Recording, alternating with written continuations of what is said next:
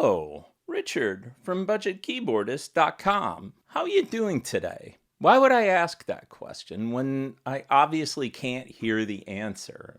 It's like a kid's show, like Dora the Explorer. He's right behind you, Dora. Somebody will get the reference. It's Swiper. Never mind. What's that you say?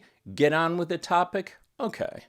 But only because you asked me so nicely and because I value your time. There are hundreds of videos either slamming or defending music theory. And for the longest time, to be honest, I couldn't understand why. To me, music theory is the study of how music works. If you want to know how music works, you can learn.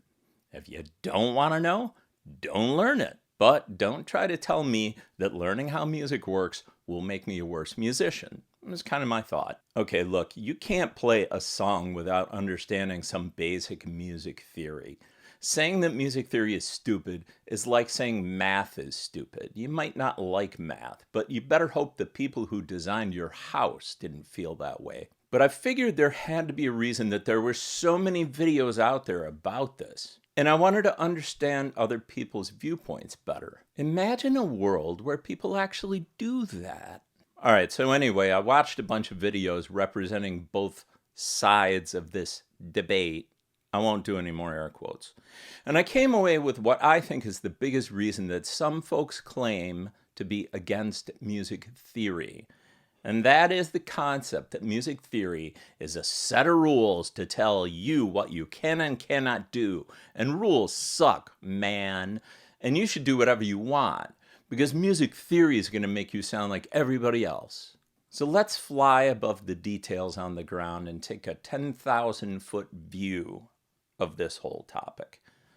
Right, music theory is the study of how music works. So what does that actually mean? It means giving names to things like notes, chords, harmony, rhythm, etc. At its most basic level, it's about defining and explaining music. Let's talk about those rules in music theory that are supposedly so bad. One of the rules is that the frequency of 440 hertz is called an A. So what would happen if everybody had a different definition of what an A was, or a C minor chord, or even what a chord was? What I call a C major chord, you might call a C sharp major chord. And if everyone did that, the results would be horrible, except for the possible comedic value. And the same with tempo. Hopefully I've convinced you so far that some rules are good. Okay, aside from telling us what a note is, there's a part of music theory that we might call rules of composition. Aha! That's the part of music theory that some people have so much hatred for. So let's talk about that. In high school, I studied piano and music theory at the Eastman School of Music in Rochester, New York. In college, I went to SUNY Fredonia and I studied classical guitar, jazz guitar, piano, music theory, electronic music composition, choral conducting, and a whole lot of other stuff I don't need to get into. But my point is, I have studied music theory. And guess which part of it did rub me the wrong way? The rules of composition. Okay, as a rock and roll kid who also liked jazz and progressive rock, I didn't like the idea that somebody could tell me what chords I should and should not use together. I still don't. If it sounds bad, I don't put it in a song. There's a bit of an attitude that goes along with the rules of composition that says, there are right ways to do music and wrong ways.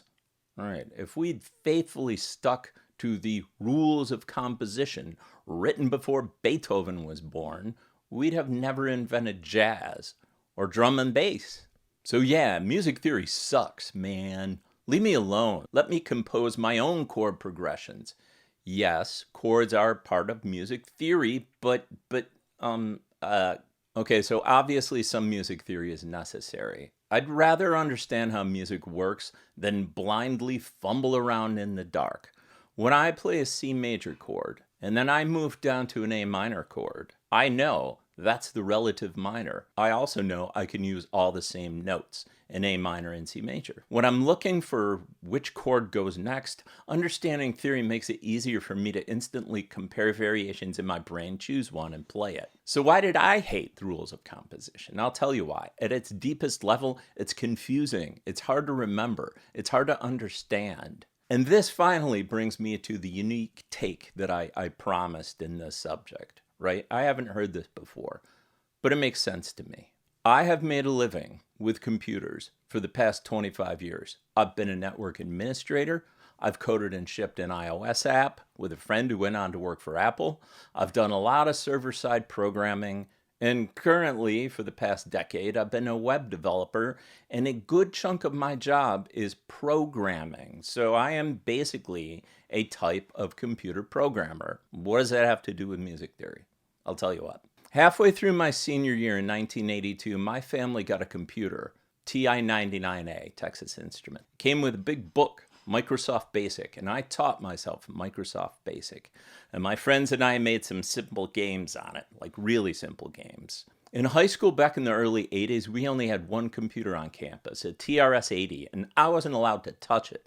You know why? Because only kids who were good at math were worthy, and I flunked 8th grade math.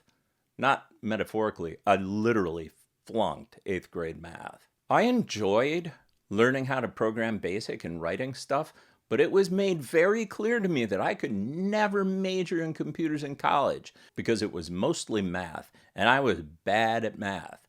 Math didn't make sense to me. It was too abstract. It was too hard. Even today, if I were a young man who wanted to major in some type of computer science, I still couldn't do it because of the advanced math courses you need to take. But the fact is, you can make a living as a programmer without being a math genius. The supposed complexity of computer science turned me off to programming, and yet here I am writing code every day. See the correlation? If I was told that I had to master music theory at a postgraduate level before I could write a song, I wouldn't have 6 albums out right now.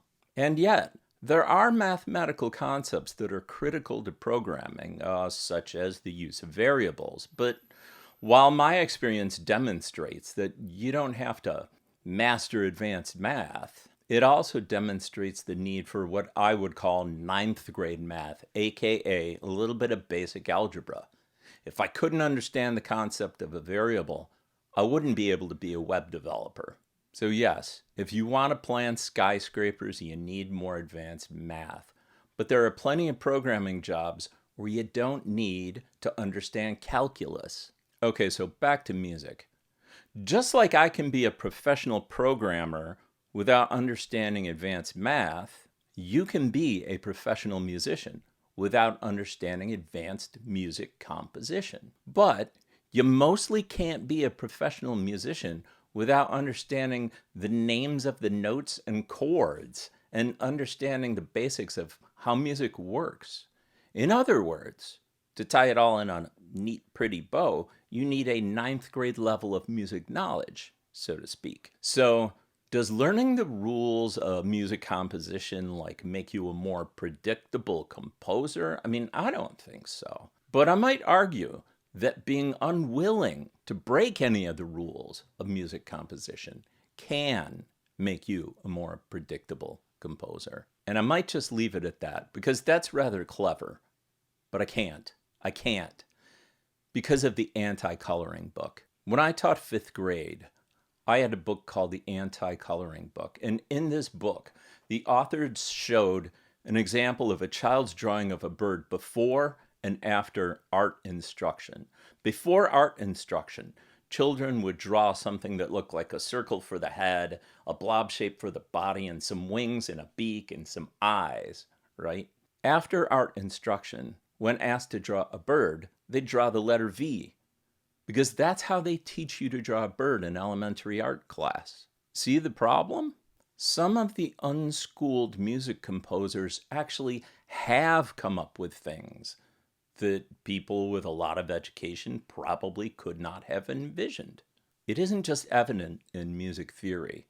I mean, take the Roland 808, the famous drum machine. It was a drum machine, if you don't know the story. It bombed on the market, totally failed, because it didn't sound anything like real drums. To most people, it sounded fake and cheesy. And this expensive thing ended up in pawn shops being sold for next to nothing. Until some broke-ass kids making electronic music and hip-hop found it. And now half the songs on the radio still have that 808 kick drum sound. I know y'all wanted that 808. Can you feel that beat? Yes, yes, that's bass. My ultimate conclusion has to be that we shouldn't worry about defining what other people should or should not do. So my knowledge of music theory stopped when I was asked to memorize the modes. I'm not going to do that. I know they exist. I know conceptually what they are.